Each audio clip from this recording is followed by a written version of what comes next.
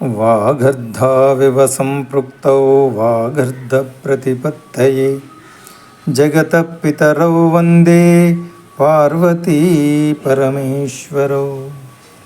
శుక్లాంబరధరం విష్ణుం శశివర్ణం చతుర్భుజం ప్రసన్నవదనం ధ్యాయేత్ సర్వవిఘ్నోపశాంతయే.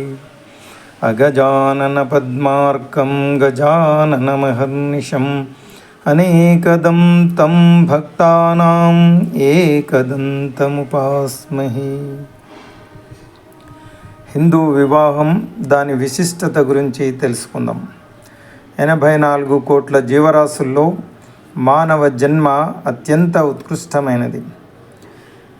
మానవ వికాసం కోసం మన మునులు ఋషులు 16 సంస్కారాలను అందించారు. వాటిని ఆచరిస్తే మానవ జన్మ పరిపూర్ణమవుతుంది. షోడశ సంస్కారాలు. షోడశ అంటే 16, సంస్కారం అంటే మంచి చేయడం. అవి గర్భాధానం, పుంసవనం, సీమంతం, జాతకర్మ, నామకరణం, నిష్క్రమణ, అన్నప్రాసన, చూడాకరణ, కర్ణవేద, ఉపనయనం, అక్షరాభ్యాసం, సమావర్తనం, వివాహం, పంచమహాయజ్ఞం, వానప్రస్థం, అంత్యేష్టి. ఇందులో ప్రధానమైనది వివాహం. చతుర్విధ ఆశ్రమాలు. హిందూ సంస్కృతిని అనుసరించి మానవుడు 4 ఆశ్రమ ధర్మాలలో ఏదో ఒక దానిని స్వీకరించి జీవన్ముక్తిని పొందవచ్చు అంటారు పెద్దలు. అవి బ్రహ్మచర్యం, గృహస్థం, వానప్రస్థం, సన్యాసం. ఈ 4 ఆశ్రమాలలో గృహస్థ ఆశ్రమం ప్రధానమైనటువంటిది. ఎందుకంటే బ్రహ్మచారికి, సన్యాసికి, వానప్రస్థవాసికి ఆధారము గృహస్థాశ్రమం.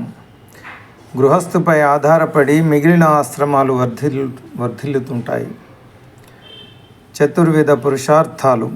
పురుషార్థము అంటే మనిషి తన ప్రయత్నం వల్ల పొందవలసింది. ధర్మార్థ కామ మోక్షాలను చతుర్విధ పురుషార్థాలు అంటారు. మానవ జన్మకు అర్థం, పరమార్థం, పరమ పురుషార్థమైన మోక్షాన్ని పొందడమే. లేకపోతే పునరపి జననం, పునరపి మరణం, ఇలా జీవుడు పుడుతూనే ఉండాలి. అందుకే మన జీవితానికి అర్థం ఏమిటంటే మోక్షాన్ని సాధించడమే జీవితానికి అర్థం, పరమార్థం. అర్థకామాలు ధర్మాన్ని ఆధారం చేసుకుంటే మోక్షం లభిస్తుంది అంటారు పెద్దలు. అందుకే భారతదేశంలో ధర్మమే ప్రధానం. ఇక్కడ యుద్ధమైన, పెళ్ళైన, వ్యవసాయమైన, వ్యాపారమైన ధర్మబద్ధంగా జరగాల్సిందే. ధర్మ నిర్వహణకై స్త్రీ పురుషులను సంఘటితం చేసేదే వివాహ వ్యవస్థ. సమాజం సరైన మార్గంలో నడవాలంటే వివాహ వ్యవస్థ అత్యంత అవసరం. అదే గనక లేకపోతే మానవ సమాజం పశు పక్షాదుల వలె విశృంఖలత్వానికి గురవుతుంది. మనిషి ఇంద్రియాలను నియంత్రించి వాటిని సరైన మార్గంలో ఉంచడానికి, సమాజాన్ని ఆదర్శవంతంగా తీర్చిదిద్దడానికి వివాహం, కుటుంబ వ్యవస్థ అత్యంత ఆవశ్యకం. అందుకే ఈ వివాహ వ్యవస్థను గౌరవించడం, దీనిని కాపాడుకోవడం మన అందరి కర్తవ్యం. పెళ్ళంటే 100 ఏళ్ల పంట, 7 అడుగుల అనుబంధం, 7 జన్మల సంబంధం, 100 ఏళ్ల ఆత్మీయత అనుబంధం. పెళ్ళంటే 2 మనసుల యోగం, 2 హృదయాల సంయోగం, 2 కుటుంబాల ఆత్మీయత అనుబంధం, 2 జీవితాల ప్రేమానుబంధం. స్త్రీ పురుషుల దాంపత్యం ధర్మాచరణకు వివాహమే ప్రవేశద్వారం. పెళ్ళి అనేది ఒక సాంస్కృతిక సార్వజనీన కార్యం.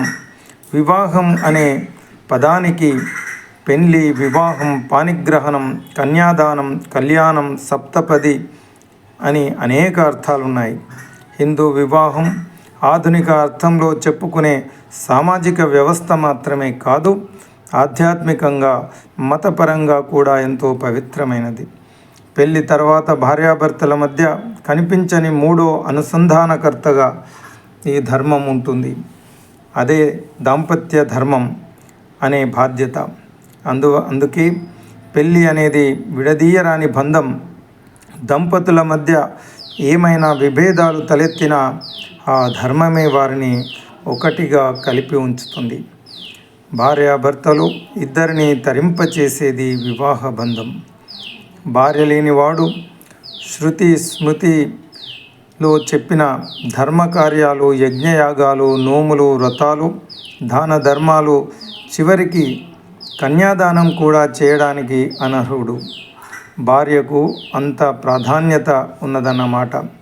భర్త దాన ధర్మం చేయాలన్న భార్య అనుమతి తప్పనిసరి. భర్తకు నిజమైన సౌభాగ్యం భార్యే. ఆడపిల్ల అంటే అనురాగం, ఆత్మీయత, అనుబంధం, ఆనందం, సంతోషం, సౌభాగ్యం. అనురాగం ఆత్మీయతకసలు పేరు అమ్మ. అనురాగం ఆత్మీయతకసలు పేరు అమ్మ. ఓర్పునకు అర్పణకు ఆనవాలు అమ్మ. ప్రతి మనిషి పుట్టుకకే పట్టుకుమ్మ అమ్మ. ప్రతి మనిషి పుట్టుకకే పట్టుకుమ్మ అమ్మ. ఈ లోకమనే గుడి చేరగా తొలివాకిలి అమ్మ. సో ఆడపిల్ల అమ్మ గురించి ఎంత చెప్పినా తక్కువే. అందుకే వధువును చిరంజీవి లక్ష్మి సౌభాగ్యవతిగా వరుని ఇంట్లో ప్రవేశిస్తుంది. పుట్టింటిని మెట్టినింటిని తరింపజేస్తుంది. వివాహం వల్లే జీవితానికి పూర్ణత్వం చేకూరుతుంది. వివాహం అయిన తర్వాతే రాముడు శ్రీరాముడు అని పిలువబడ్డాడు. జీవితానికి పూర్ణత్వం వివాహం వల్లే చేకూరుతుంది.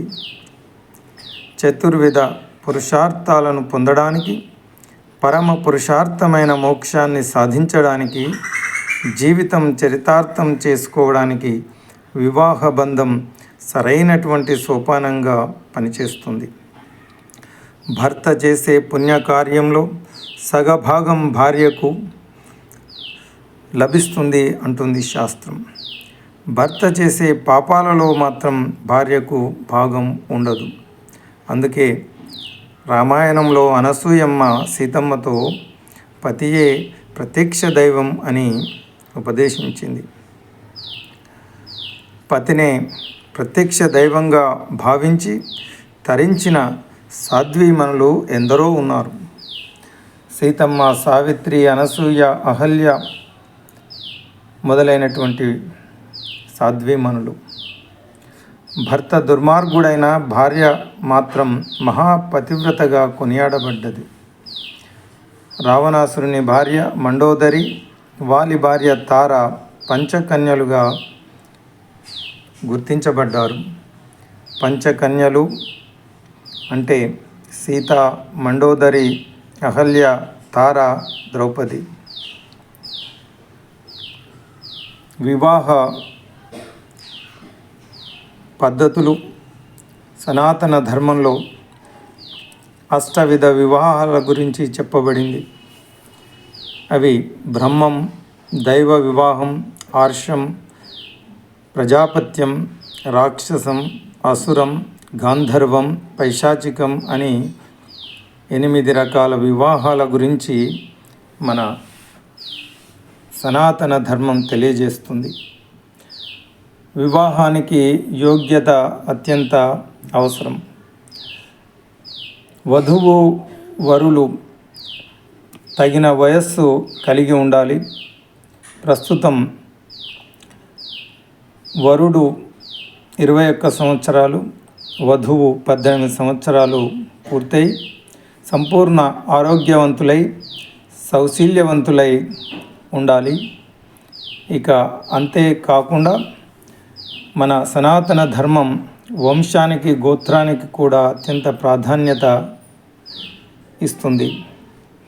ఇక యోగ్యత గురించి ప్రధానంగా అమ్మాయికి ప్రత్యేక స్థానం కల్పించడం జరిగింది. ఎందుకంటే ఇక్కడ స్త్రీకి అంత ప్రాధాన్యత ఉంది సనాతన ధర్మంలో. మొదటి స్థానం స్త్రీకే. మాతృదేవోభవ పితృదేవోభవ అన్న, సీతారాములు పార్వతీ పరమేశ్వరులన్న లేడీస్ ఫస్ట్ అన్నది మన సనాతన ధర్మం. అందుకే స్త్రీకి అత్యంత ప్రాధాన్యత ఉంది. ఎందుకంటే women can take care of entire family. తల్లిలాగా, చెల్లిలాగా, కోడలుగా అనేక బాధ్యతల్లో మరి కుటుంబ సభ్యులందరినీ కలిసి ఆరోగ్యానికి, వారి కుటుంబ ఆదర్శానికి ప్రధాన భూమిక తల్లి. అందుకే ఇక్కడ స్త్రీ గురించి అనేక విధాలుగా చెప్పబడింది. కార్యేషు దాసి, కరణేషు మంత్రి, భోజ్యేషు మాత, శయనేషు రంభ, గృహేచ లక్ష్మి, క్షమయా ధరిత్రి, షట్కర్మయుక్త కులధర్మ పత్ని అని. అందుకే ఇల్లాలే ఈ జగతికి జీవన జ్యోతి అన్నట్టు ఆ ఇల్లాలి గురించి అంతగా కొనియాడడం జరిగింది. ఇంటి పనులు చేయడంలో దాసిలాగా, మంచి ఆలోచనలు ఇవ్వడంలో మంత్రిలాగా, భోజనం పెట్టడంలో తల్లిలాగా, పడకింట్లో రంభలాగా, మరి గృహంలో లక్ష్మీదేవిలాగా, ఓపిక క్షమాగుణంలో భూదేవిలాగా ఇల్లాలు ఉంటుందని కొనియాడడం జరిగింది. ఎందుకంటే క్షమ అన్నిటికంటే గొప్పనైనటువంటి ధర్మం. క్షమా దానం, క్షమా సత్యం, క్షమా యజ్ఞం, క్షమా ధర్మం అని చెప్పి క్షమించడం గురించి, ఓపిక గురించి ఇల్లాలు భూదేవితో పోల్చడం జరిగింది మిత్రులారా. ఇక ఆలోచనలు ఇవ్వడంలో స్త్రీలు అన్నిటిలో ముందే ఉన్నారు. మన పురాణ ఇతిహాసాలను చూస్తే నరకాసుర సంహారంలో మరి ఆ రోజు సత్యభామ ఆ యుద్ధంలో కూడా సహాయంగా ఉండి నరకాసురుని సంహరించడం, దేవాసుర సంగ్రామంలో దశరథునికి మరి కైకేయి సహాయపడడం చూస్తే కేవలం వంటింటికి మాత్రమే కాదు, వారు సరైనటువంటి సూచనలు సలహాలతో పాటు అన్ని రకాలుగా భర్తకు వారు చేదోడు వాదోడుగా ఉండడం మనం గుర్తిస్తాం. పుట్టింటిని మెట్టింటిని తరింప చేయగలిగేది కేవలం స్త్రీ మాత్రమే. ఇక వివాహాన్ని పెద్దలు నిర్ణయిస్తారు. మనకు రామాయణమే ఆదర్శం. రామాయణంలో శివధనుర్భంగం జరిగిన తర్వాత రాముడు వివాహాన్ని తన తల్లిదండ్రులు నిర్ణయిస్తారని చెప్పడంతో దశరథునికి కబురు పంపిన తర్వాత అటు దశరథుని నుండి వశిష్ఠుడు దశరథుని వంశం యొక్క గొప్ప వ్యక్తుల గురించి చెప్పిన తర్వాత జనకుని వంశం గురించి శతానందులు ప్రస్తావించిన తర్వాతే వివాహాన్ని నిశ్చయించుకోవడం జరిగింది. అంటే వంశానికి ఎంత ప్రాధాన్యత ఉందో ఈరోజు కూడా పెళ్ళి చేయాలంటే అటు ఇటు 7 తరాలను చూడాలని అంటారు. ఎందుకంటే డాక్టర్లు చెప్తున్నటువంటి విషయం కూడా అదే. కొన్ని రోగాలు, కొన్ని గుణాలు జన్యుపరంగా వంశపారంపర్యంగా వస్తాయి. అందుకే అబ్బాయి వంశంలో ఎలాంటి వ్యక్తులు ఉన్నారు అన్న విషయం కూడా అబ్బాయి అమ్మాయి వంశంలోని పెద్దల గురించి తెలుసుకోవడం కూడా అత్యంత అవసరం మిత్రులారా. అందుకే వంశాన్ని చూడడం వివాహ వ్యవస్థలో అది కూడా ప్రాధాన్యత సంతరించుకుంటుంది. ఇక మరొక ముఖ్యమైనటువంటి విషయం గోత్రాన్ని చూడడం. ఈ గోత్రం, ఒకే గోత్రం ఉన్నవారిలో వివాహం నిషిద్ధం. ఎందుకంటే ఈ విషయాలు ఆధునిక శాస్త్ర పరిజ్ఞానం కూడా నిర్ధారిస్తుంది. మన మునులు ఋషులు వేల సంవత్సరాల ముందే ఈ విషయం తెలుసుకున్నారు కాబట్టి ఒకే గోత్రంలో వివాహాన్ని నిషేధించడం జరిగింది. ఎందుకంటే ఒకే రక్త సంబంధం ఉన్న వ్యక్తుల్లో వివాహం జరిగితే అనేక జన్యుపరమైన, ఆరోగ్యపరమైన, మానసిక పరమైన లోపాలు శిశువుకు కలుగుతాయని చెప్పి డాక్టర్లు కూడా చెప్తూ ఉన్న విషయం మనం గమనించాలి. అందుకే ఒకే గోత్రం ఉన్న వారిలో వివాహాన్ని మన సనాతన ధర్మం నిషేధించడం జరిగింది. వివాహ విశిష్టత గురించి ఆలోచిస్తే వివాహ సమయంలో జరిగే ప్రతి ఆచార వ్యవహారాలు, సంస్కృతి, సంప్రదాయాలు, వాటి వెనక ఎంతో శాస్త్రీయ దృక్పథం దాగి ఉంది. మన పెద్దలు ఎంతో ఆలోచించి మన ఆరోగ్యానికి, ఆనందానికి, ఆదర్శానికి, ఆధ్యాత్మికతకు కొన్ని పద్ధతులు, ఆచార వ్యవహారాలను మనకు అందించారు.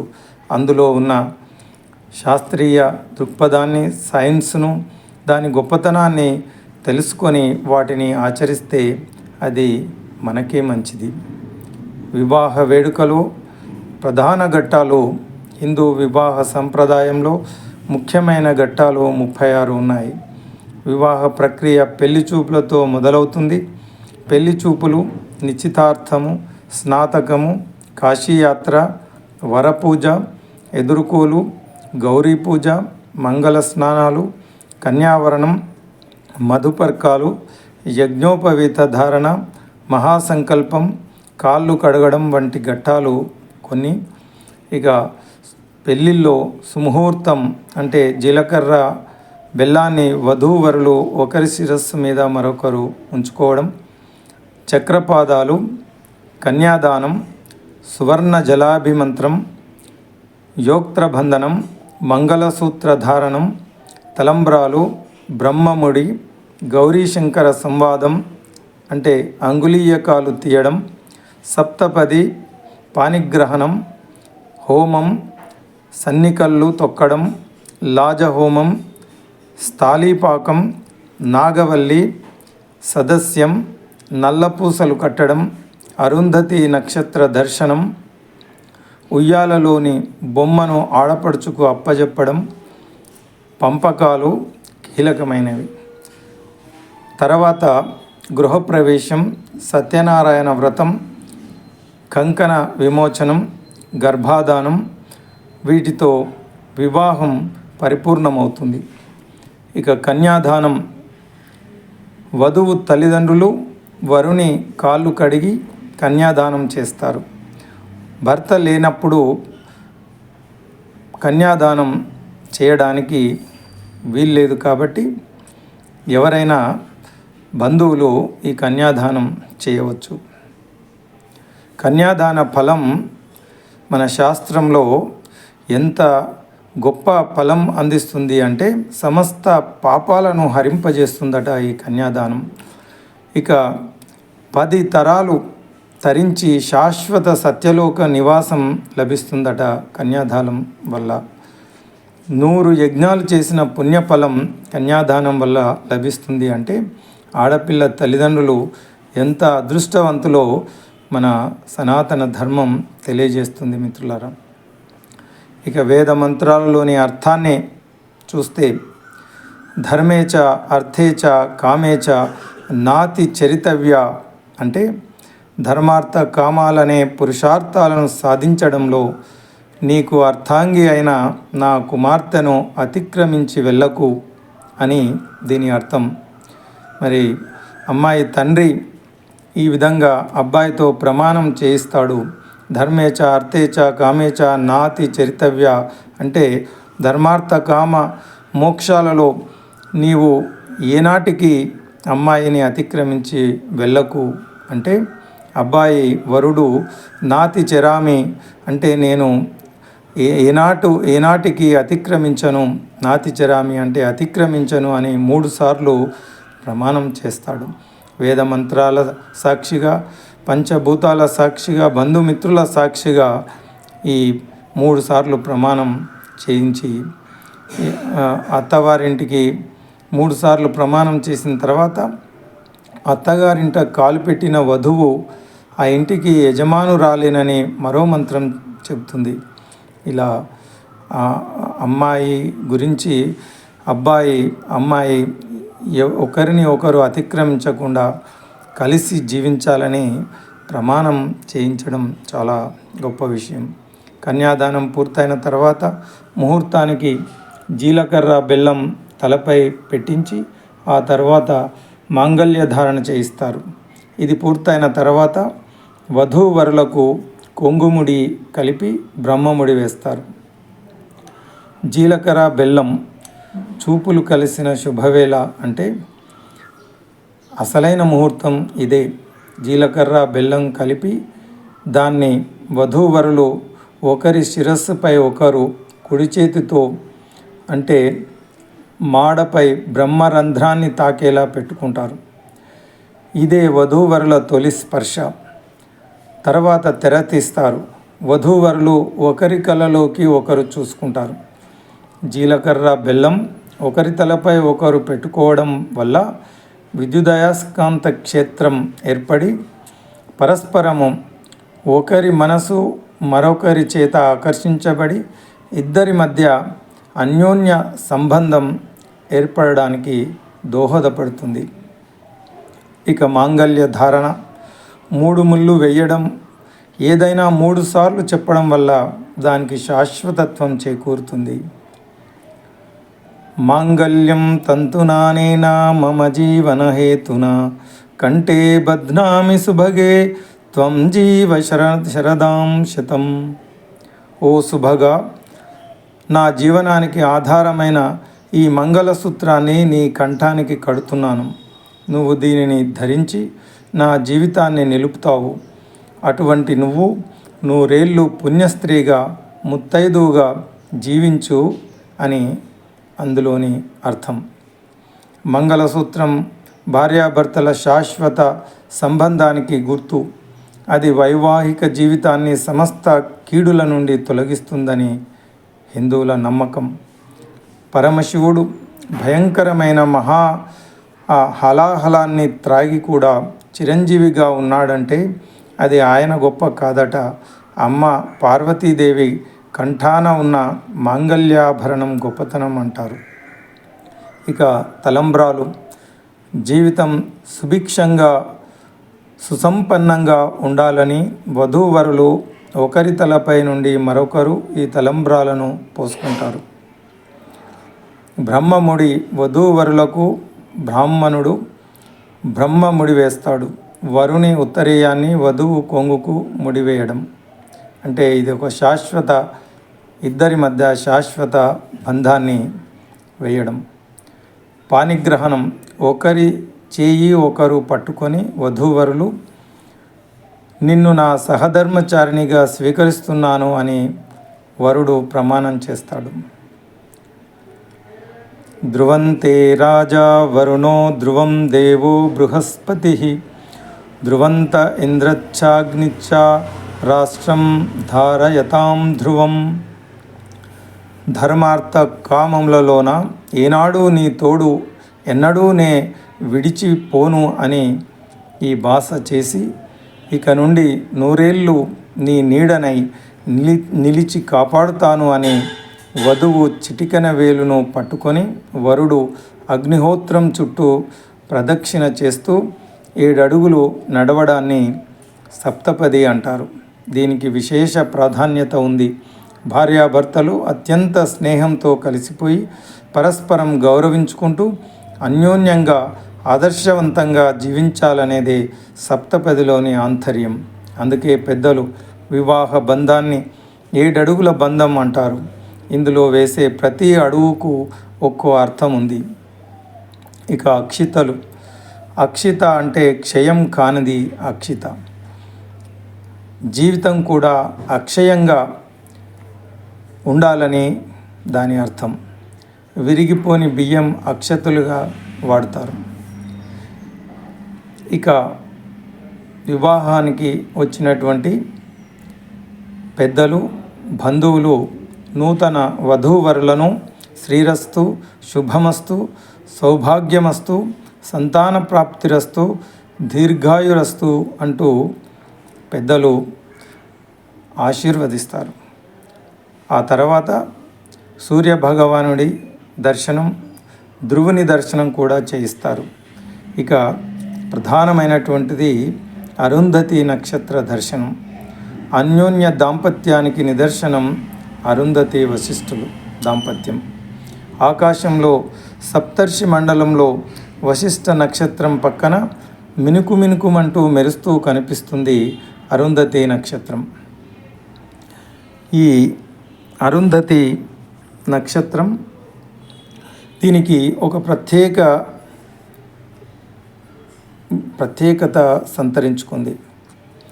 ఆకాశంలో లక్షలాది నక్షత్రాలు గ్రహాలు ఉన్నప్పటికీ ఈ వశిష్ఠ అరుంధతి నక్షత్రాలది ఒక ప్రత్యేకమైన స్థానం.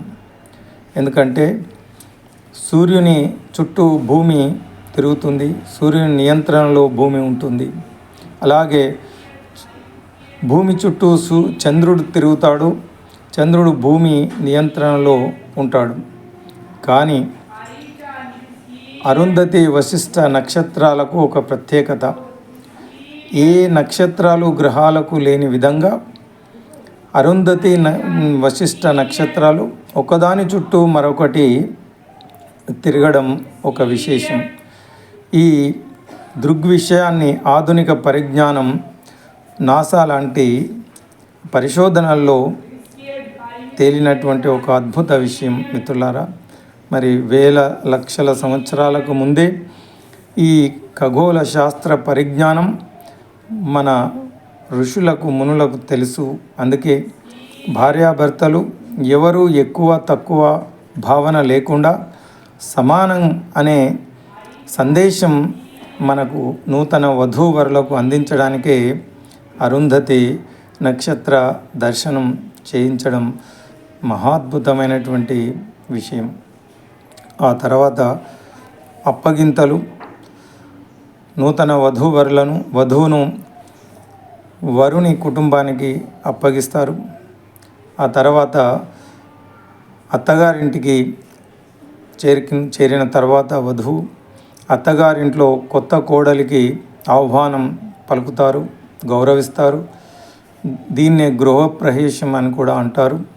అత్తగారు వధూవరులిద్దరికీ తిలకం దిద్ది ఆ తర్వాత దంపతులు అక్కడ ఉన్న పెద్దల నుండి ఆశీర్వాదం పొంది తర్వాత వధువు తన కుడిపాదంతో బియ్యంతో నిండిన కలశం కుండను వంచి ఆపై వంటకంలోకి అడుగు పెట్టాలి. దీని తర్వాత ఆమె లక్ష్మీదేవి రాకకు ప్రతీకగా ఉన్న ఎరుపు పాదముద్రలను వదిలి ఇంట్లో ప్రవేశిస్తుంది. ఇది నూతన వధువుకు జరిగే స్వాగతం, గౌరవం. తర్వాత రోజు సత్యనారాయణ వ్రతం జరుగుతుంది. ఆ తర్వాత సుముహూర్తానికి శోభనం, గర్భాధాన సంస్కారం తర్వాత ఈ హిందూ వివాహం సంపూర్ణం అవుతుంది.